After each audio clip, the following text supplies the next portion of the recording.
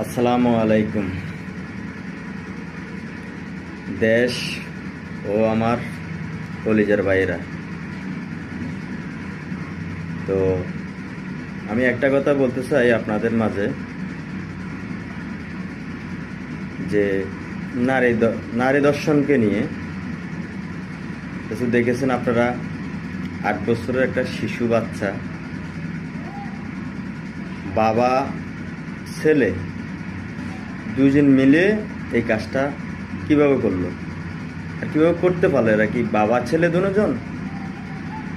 আচ্ছা, মানে নিলাম বাবা ছেলে, তাদের কিভাবে এই কাজটা তারা করতে পারলো? তো আমার একটা কথা আমি বলতে চাই সরকার উদ্দেশ্যে, আমাদের মোহাম্মদ ডক্টর ইউনূস স্যার এমন একটা আইন প্রণয়ন করবেন যে দর্শনকারী যে হোক, দর্শনকারীর জন্য এমন একটা প্রণয়ন করবেন, এমন একটা আইন তৈরি করবেন, তাকে জেলে বসাইয়া যাবার জীবন দিবেন, যাবার জীবন তাদেরকে জেলে বসাইয়া খাওয়াবেন, কারখানা খাওয়াবেন। আমাদের ট্যাক্সের তো পয়সা, আমাদের ট্যাক্সের পয়সা দিয়ে তাদের খানা হবে ওইখানে, তাই না? না, তা কেন হবে? তারা একজন পাপিষ্ট, তারা গুনাহগার। আমাদের রক্ত মাংস গামানো পয়সা দিয়ে তাদেরকে জেলখানায় বসে বসে খাওয়াবেন?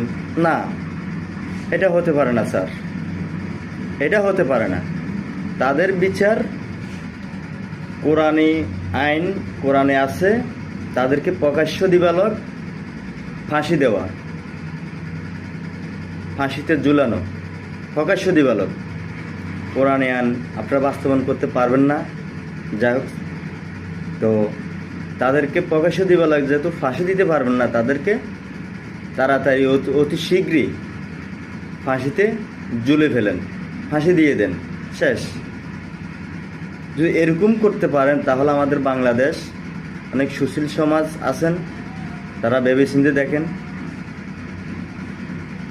তারা দর্শনকারী যারা আছে ফাঁসি না দিয়ে তাদেরকে জেলে খাওয়াবেন বসায় বসায়।